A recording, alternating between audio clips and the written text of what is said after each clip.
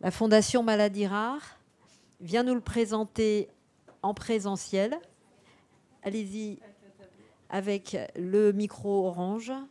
Et pour passer, c'est le gros bouton vert. Alors c'est un poster, donc un poster à commenter. Et puis, je vous laisse vous présenter. Et ensuite, on enchaînera avec Sophie Le Commandou, qui nous présente son travail à la PASC, Association pour les Curarinaux. Et ensuite, une collaboration encore avec Mado, décidément.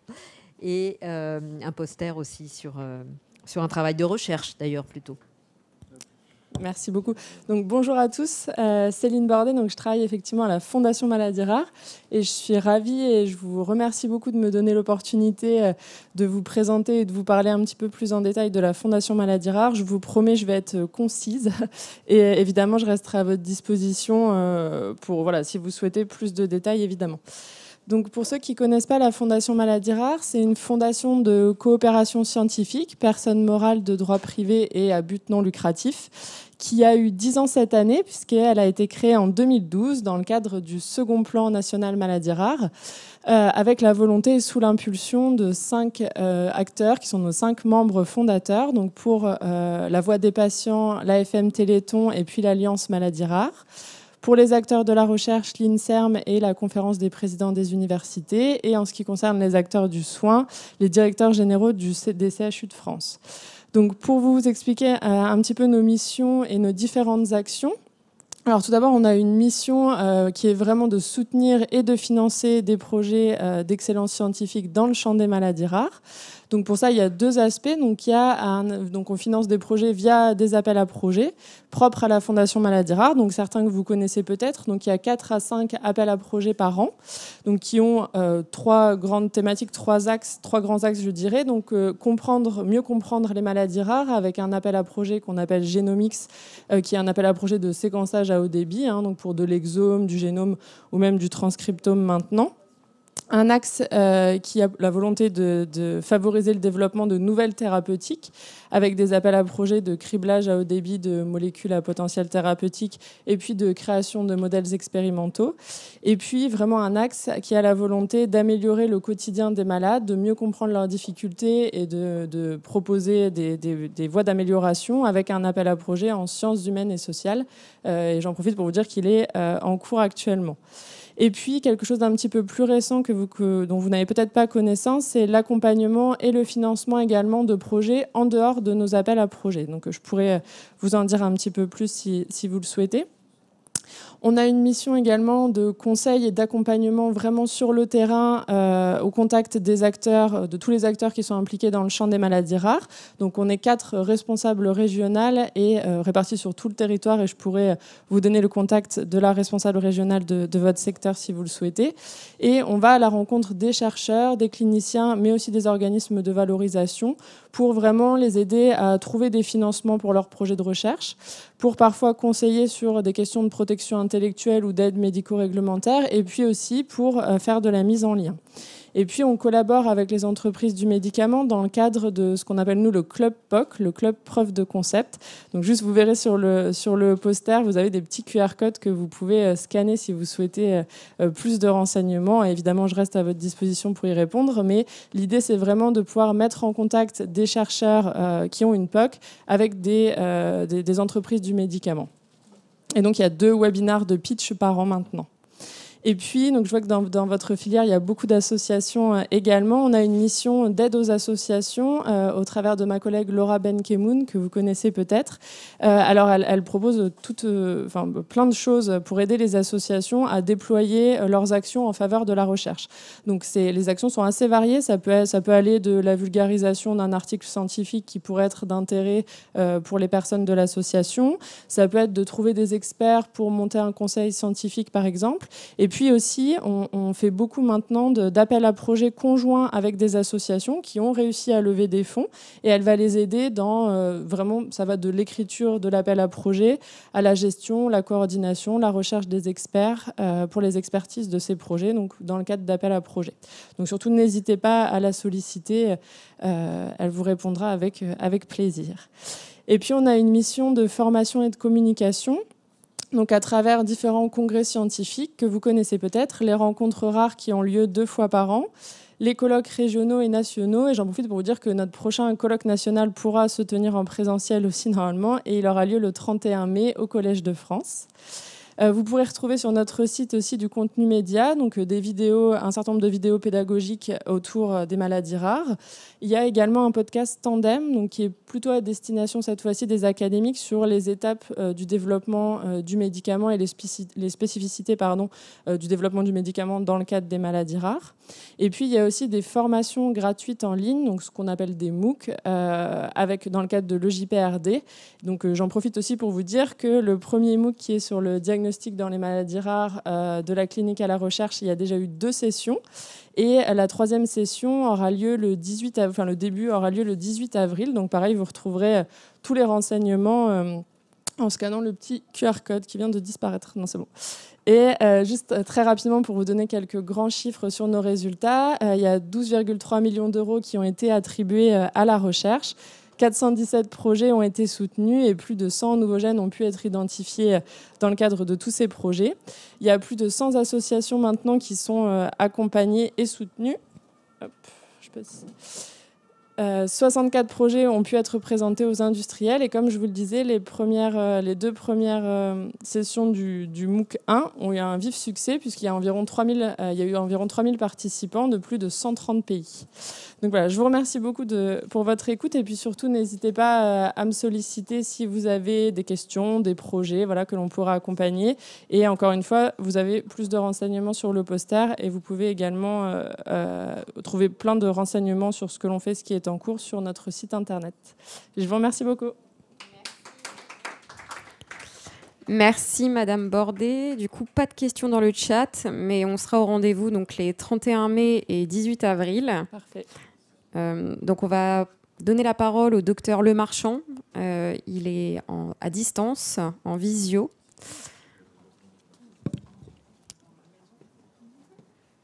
Bonjour. Bonjour, docteur Lemarchand. Merci d'être avec nous ce midi. Donc, on va vous laisser présenter votre e-poster.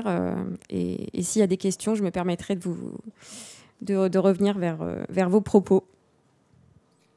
Bien sûr, merci de nous laisser exposer effectivement ce poster.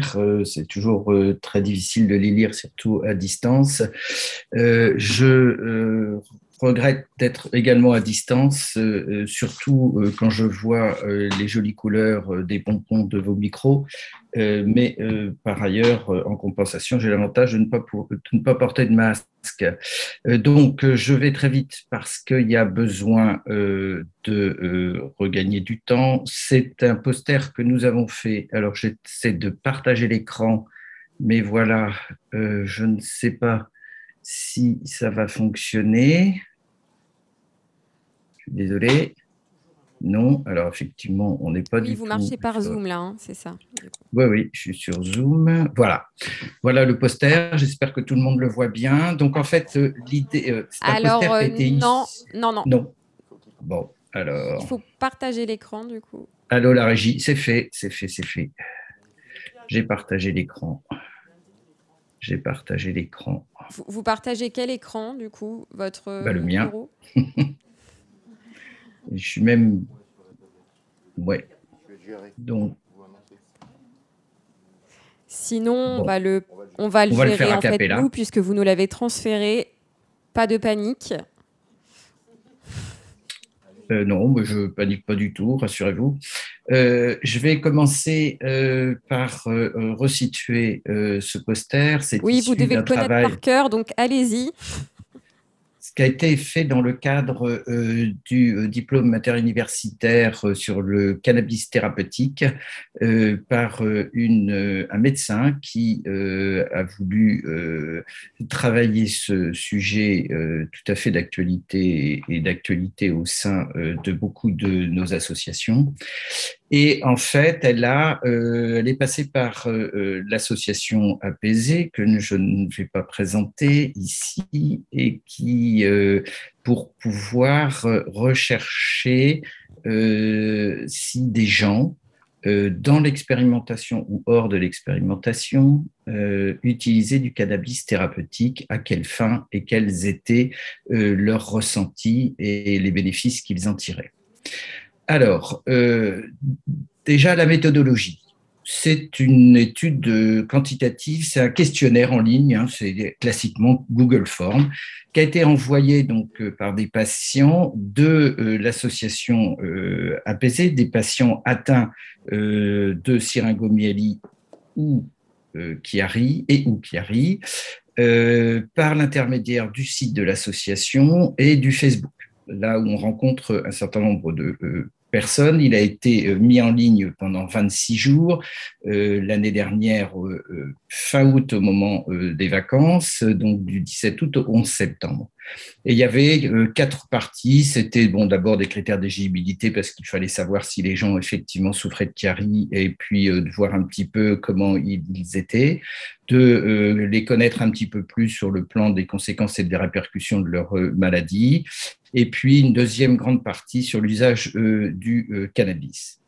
Alors, en fait, on a eu 138 malades qui ont répondu à l'enquête. Et seulement 51 d'entre eux ont déclaré consommer du cannabis à des fins thérapeutiques. 87 disent non, ne pas en consommer. Alors, si on s'arrête sur juste les répondants, donc ça c'est le premier graphique durée de la maladie, on s'aperçoit en fait que une grande partie a un diagnostic depuis moins de 5 ans, mais il y a quand même 36 des 138 malades qui sont malades et qui souffrent de leur maladie depuis plus de 20 ans. Il y a une répartition plus de femmes que d'hommes, mais il semble que ce soit une caractéristique des réponses sur les réseaux sociaux. Mais je ne m'aventurerai pas plus quant à l'interprétation de cette présence majoritaire de femmes sur des répondants sur Internet. Maintenant, si on focus un peu sur les 51 patients qui ont déclaré, eux, consommer du cannabis à des fins thérapeutiques. Ils sont tous majoritairement avec un conjoint. Par contre, ce qui est intéressant, c'est de regarder leur situation d'emploi. Alors, vous pouvez peut-être zoomer un petit peu là-dessus, et on s'aperçoit que alors, vous ne verrez pas de pourcentage pour des raisons méthodologiques, puisque sur 51 patients, l'échantillon n'est pas suffisant pour qu'on puisse parler de pourcentage. Donc, on va parler en nombre. Et donc, on a 6 patients qui travaillent à temps plein sur les 51. Tous les autres sont soit temps partiel, soit ne travaillent pas. Soit ils sont pensionnés, soit des arrêts de travail depuis plus de 2 ans, sans emploi, voilà. Donc, c'est quelque chose assez remarquable pour un premier point. Après, on leur a demandé comment ils estimaient leur état de santé. Alors, c'est toujours intéressant. Vous savez très bien que quand on fait des enquêtes et quand on demande aux médecins et quand on demande aux patients un peu différemment, on n'a pas forcément, le médecin n'a pas forcément la même appréciation de l'état de santé du patient, ce qui est logique puisque ce n'est pas toujours les mêmes critères. Alors, en fait, si on regarde et on peut zoomer sur l'état de santé, attention de bien interpréter le bleu puisque on pourrait penser que la moitié des répondants trouvent que leur état de santé est excellent, mais en fait, il faut regarder le mauvais. C'est entre mauvais, très mauvais, voire assez bon. Donc, c'est des gens qui ne travaillent pas et qui ont un état de santé assez précaire. On regarde un petit peu après quels sont leurs gènes essentiellement. Eh bien, en fait, ils ont des troubles du sommeil, des troubles de l'humeur et de la qualité de vie. Ils sont gênés dans leurs activités quotidiennes. Vous voyez, pour la plupart d'entre eux, la totalité sont gênés pour leur activité quotidienne. Pour les raisons sociales, il y en a quand même 21 sur 51, ce qui est quand même assez important. Les relations de couple également. Et puis après, sur les loisirs sortis, ceci étant un peu lié aussi avec la répercussion sur les activités quotidiennes. Alors, on s'aperçoit en fait que chez ces patients répondants consommateurs, le sommeil est perturbé chez 82% d'entre eux. J'avais dit que je ne parlerais pas de pourcentage, mais c'est quand même important, vous allez le voir, parce que c'est un critère d'efficacité pour eux du cannabis. Maintenant, deuxième et dernière partie, l'usage du cannabis. Alors d'abord, on leur a demandé ce qu'il en était sur les façons de consommer le produit. Enfin, les façons de s'informer sur la façon de consommer le produit. Parce que, bien sûr, on ne le trouve pas en pharmacie et on ne le trouve pas en grande surface, ou du moins pas encore. Et les informations sont captées sur Internet, sont captées par l'intermédiaire de l'association Apaisée ou alors auprès de familles ou d'amis. Et de la même manière, et c'est tout à fait lié, c'est comment ils peuvent se fournir. Alors, il y a des commandes en ligne, 12 d'entre eux, achat à un point de vente autorisé, 24 sur 51, c'est essentiellement du CBD. Et puis des points de vente illégaux, c'est effectivement une façon pudique de dire que c'est dans la rue. Et puis 3 seulement en cultivent, et puis sinon aussi c'est par les amis ou la famille, soit qui les cultivent, soit qui les ont aussi dans la rue. Donc ça va être à rapprocher de l'effet que ça peut leur apporter. Donc, si on regarde les types de produits qui sont utilisés, il y a de l'huile de cannabis en grande partie, il y a des fleurs séchées, il y a un peu de tout, il y a des feuilles séchées, il y a des concentrés ou extraits de cannabis, de la résine de cannabis, ça aussi on retrouve la provenance dans la rue, et puis aussi des produits à base de cannabis. Comment consomment-ils ce cannabis ? La moitié d'entre eux, plus d'une fois par jour ou une fois par jour, ce qui n'est quand même pas négligeable. On est loin du récréatif. 13 d'entre eux, 1 à 3 fois par semaine, et puis quelques-uns seulement 2 à 3 jours par mois. Quand on leur demande quel est le rapport THC-CBD, c'est un petit peu difficile parce que on peut émettre des réserves sur ces résultats-là, puisque quand on le prend dans la rue, on ne sait pas franchement ce qu'il y a dans le produit que vous achetez. Mais ce qu'on peut retrouver, c'est du CBD dominant et c'est sûrement à rapprocher à l'achat à un point de vente autorisé pour 24 sur 51 d'entre eux.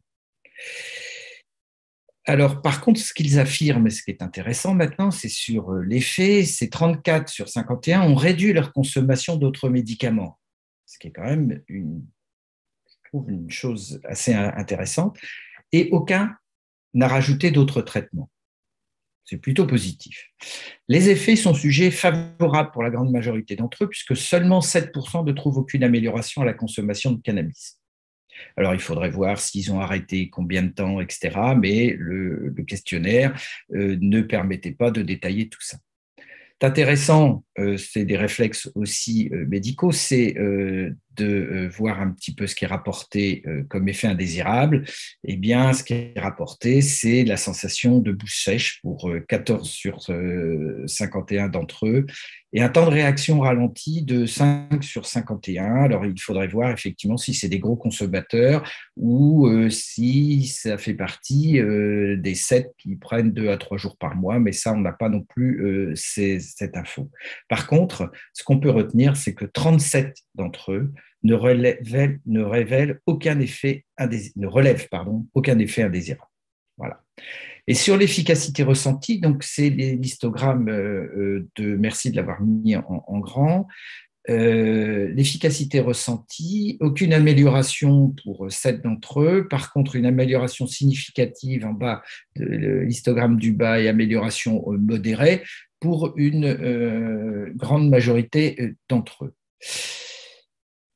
En ce qui concerne, si on détaille plus au niveau des symptômes, diminution de la douleur, vous voyez, il y a au moins 30 d'entre eux qui trouvent une diminution de la douleur. C'est à rapprocher aussi au fait qu'ils ont diminué leurs autres médicaments, parce que les autres médicaments, bien sûr, c'est les douleurs neuropathique. Alors, je fais un petit peu un retour, je n'ai pas mis dedans pourquoi il le mettait. C'était essentiellement pour la douleur, c'était aussi pour la gestion du stress et de l'anxiété, et c'était aussi pour les troubles du sommeil essentiellement.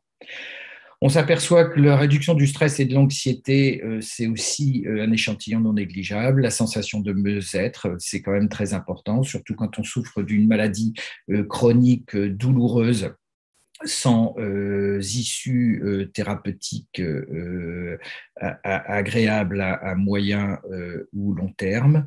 Un rééquilibrage du sommeil aussi également est noté. Donc, en fait, je vais conclure assez rapidement. Bon, ça reste une enquête, c'est pas une étude de cohorte, bien entendu. Mais quand même, on est obligé de s'y arrêter. C'est un ressenti des patients et c'est un fonctionnement dans ce qu'on appelle la vraie vie. Et ça doit interpeller le corps médical. J'en parle d'autant à l'aise que j'en fais partie. Donc, ce qu'on peut noter aussi, c'est qu'aucun des répondants consommateurs ne fait partie de l'expérimentation nationale. Cette expérimentation qui est en cours, qui a été débutée par la NSM, validée par le ministère des Solidarités et de la Santé, sous la pression d'associations de patients et de quelques médecins. Donc, on s'aperçoit que du coup, il se procure des produits dans une partie non négligeable de manière illégale. Et donc, je dis que, il faut noter que la consommation, mais la détention de cannabis en France est répréhensible, est passible d'amende et autres. Et donc, ces gens-là sont sous le coup de la loi. Et en plus, quand ils utilisent des produits utilisés, dont ils se sont procurés sur le marché illégal, on n'a absolument aucune traçabilité, on ne sait absolument pas ce qu'il y a dedans. D'ailleurs, les répondants consommateurs disent ne pas connaître les précautions du cannabis, les précautions d'emploi. Alors, il faudrait le détailler aussi, mais sur les interactions avec d'autres médicaments qu'ils peuvent prendre. On sait qu'il peut y avoir au cytochrome P450 dans sa sous-fraction, je crois, 3 à 4 des interactions. Après, on pourra dire aussi que, et on note dans cette étude que très peu en ont parlé à leur médecin traitant. Ils ne savent pas quelle est la position de leur médecin traitant vis-à-vis de l'utilisation du cannabis médical, mais ils n'en ont pas parlé. Donc, quand on parle d'interaction avec les autres traitements, c'est quand même très interpellant. Voilà, donc je pense qu'il faut, on ne peut qu'encourager l'expérimentation qui est en cours et d'essayer derrière d'aller très très vite pour faire une pharmacopée, pour une information des patients, une formation aussi des médecins pour pouvoir apporter un plus à des patients. Ce n'est pas le traitement miracle, mais ça peut être un traitement complémentaire. Et si ça doit ne serait-ce qu'apporter un peu de bien-être aux gens, et je pense qu'on ne peut pas le passer sous silence. Je vous remercie.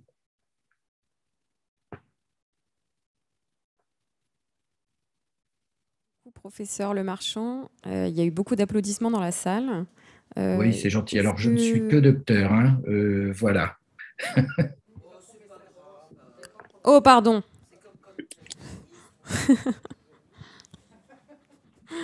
Il y a une petite blague dans la salle, très en votre faveur. Je ne sais pas si Madame Gilenton veut prendre le micro pour peut-être compléter certaines choses. Il n'y a pas de questions, mais peut-être dans la salle. Oui. Donc, juste une question sur l'étude qui est menée sous l'égide de la NSM. Elle est menée pour ces patients-là ou pour d'autres patients, enfin plusieurs types de pathologies? Alors, ce qui est mené par la NSM, ça concerne 5 pathologies. Je réponds, hein, Christian. Et je te laisse répondre puisque c'est toi qui es au CST de la NSM. Donc moi, je fais partie. Plus à même de répondre. Je fais partie à la fois. J'ai fait partie du CST. J'ai d'abord été auditionnée. Ensuite, je fais partie du CST qui a mis en place l'expérimentation. Je fais à l'heure actuelle partie du CST qui fait le suivi de l'expérimentation. Et je fais partie aussi du CST qui s'occupe de la pharmacovigilance sur cette expérimentation. Donc, CST qui comprend aussi les addictologues, et psychiatre qui avait demandé à contrôler les résultats sur les dépendances et les addictions. Alors, elle concerne 5 pathologies: les épilepsies sévères résistantes à tout traitement, les soins de suite en oncologie, et en particulier les effets secondaires liés aux soins en oncologie, les douleurs neuropathiques sévères réfractaires à tout traitement, les scléroses en plaques et les spasticités liées aux lésions médulaires. C'est-à-dire que nous, nous sommes beaucoup engagés dans cette voie-là, puisque nous avions à la fois les douleurs neuropathiques et les spasticités. Et qu'on s'était aperçu que des personnes dans l'association dont je fais partie, utilisaient le cannabis pour être soulagées et pour se sevrer des opiacés. Voilà aujourd'hui quelles sont les indications. Alors, force est de constater qu'après cette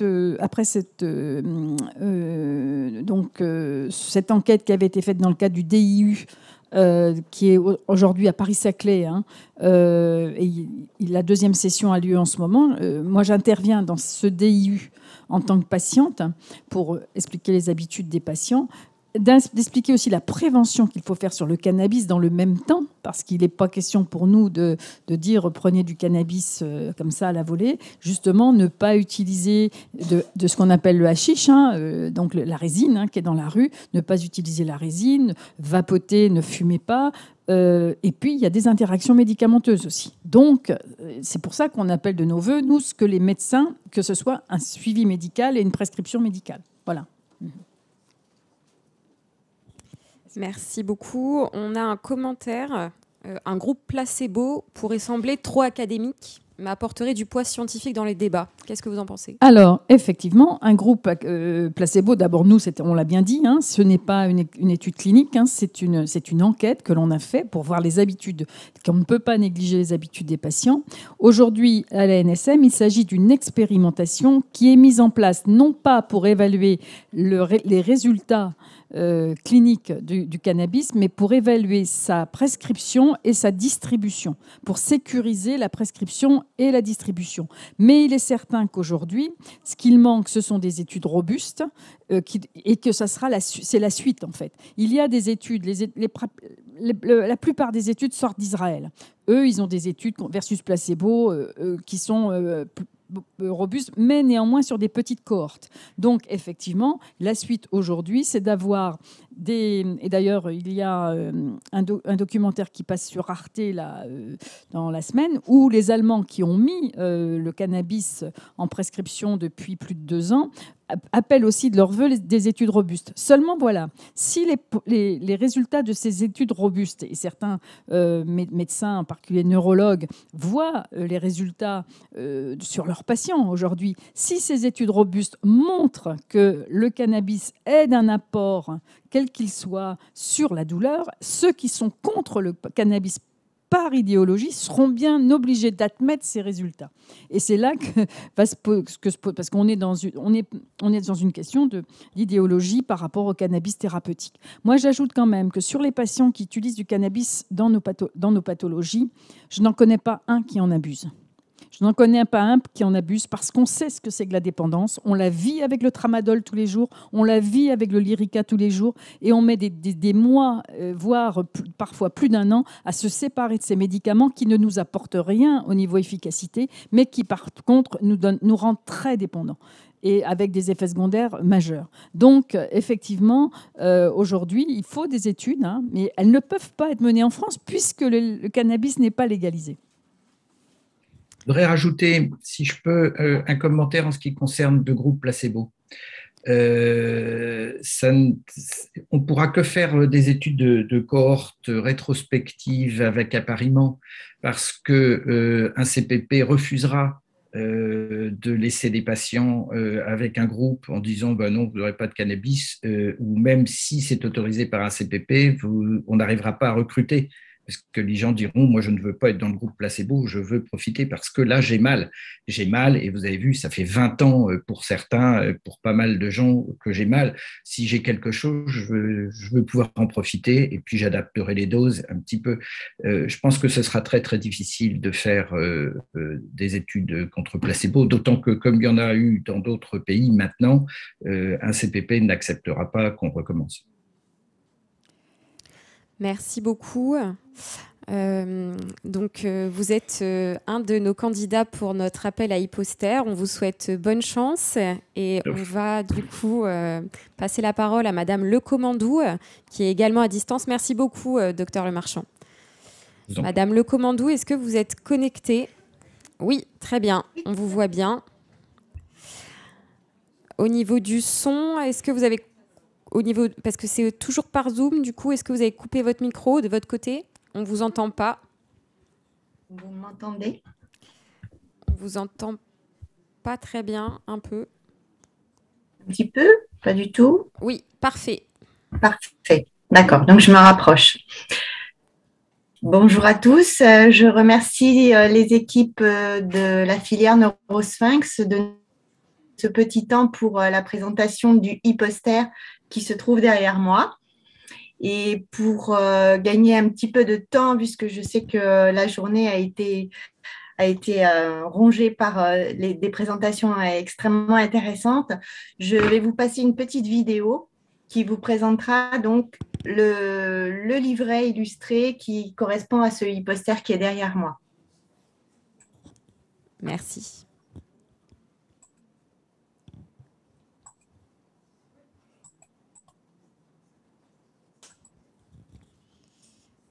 Alors, est-ce que vous voyez Si vous pouviez agrandir un peu la vidéo.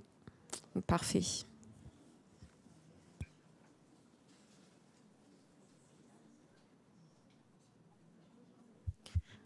Alors, on n'a pas le son. Ouais.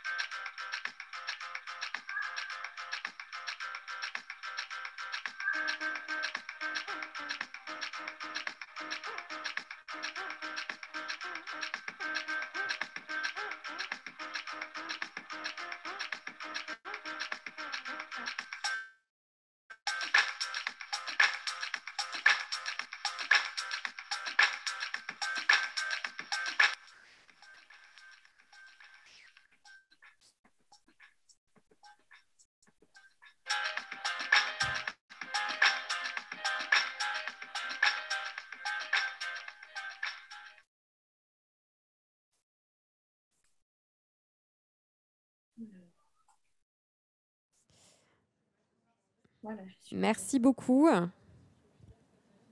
Donc, c'était une petite vidéo rapide pour ce livret illustré que nous avons décidé de réaliser il y a 2 ans maintenant.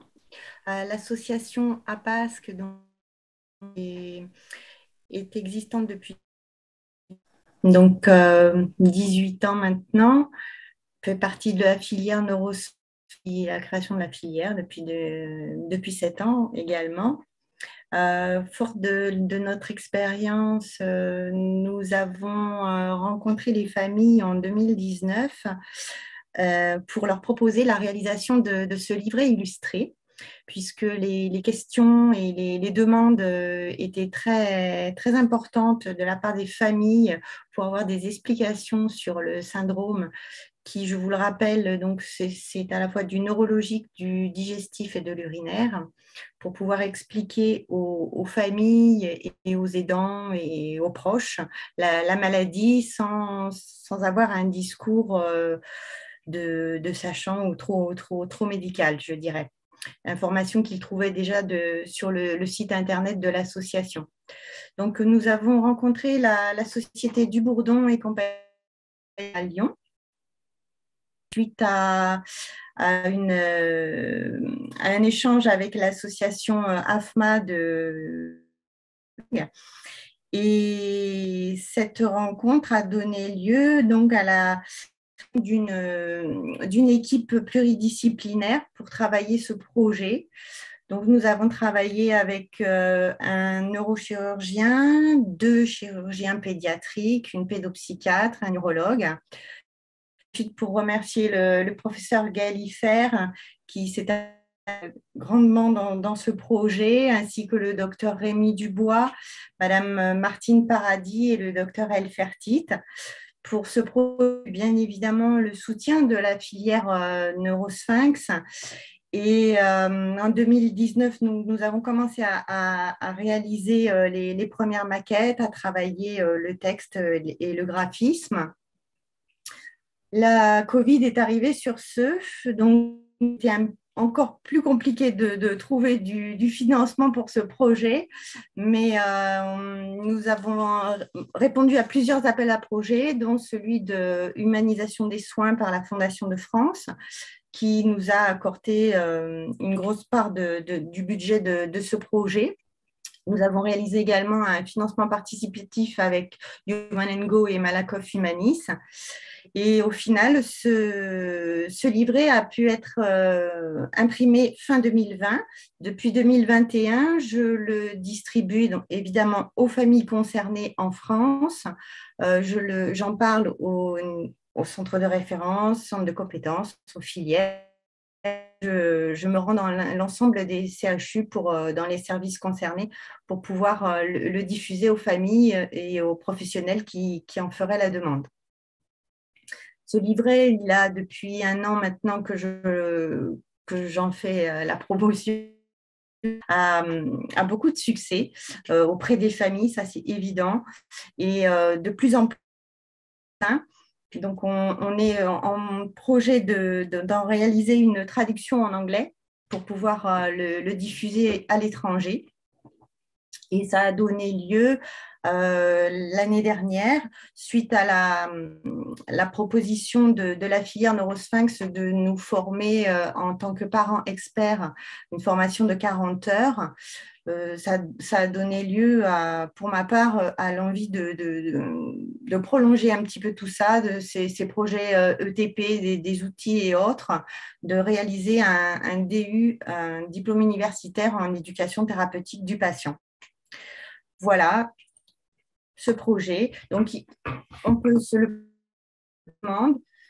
Il a un format 36-36. Il y a plus de 150 illustrations à l'intérieur. On la passe par mail. On peut se procurer ce livret. On peut se le procurer évidemment depuis le centre MAREP et la filière Neurosphinx également. Voilà, j'ai terminé. J'étais assez rapide, je pense, pour ce e-poster. Et si vous avez des questions sur le livret, sur les projets en cours de l'association, n'hésitez pas. Merci. Merci beaucoup, Madame Le Commandou. Pas de questions. Et c'est vrai que du coup, on va pouvoir, grâce à vous, avoir une petite dizaine de minutes de latence avant de reprendre avec la session MAREP, dans laquelle vous êtes très investi également. On vous dit à très bientôt et puis bonne fin de journée. Merci. Merci, vous également. Au revoir. Au revoir.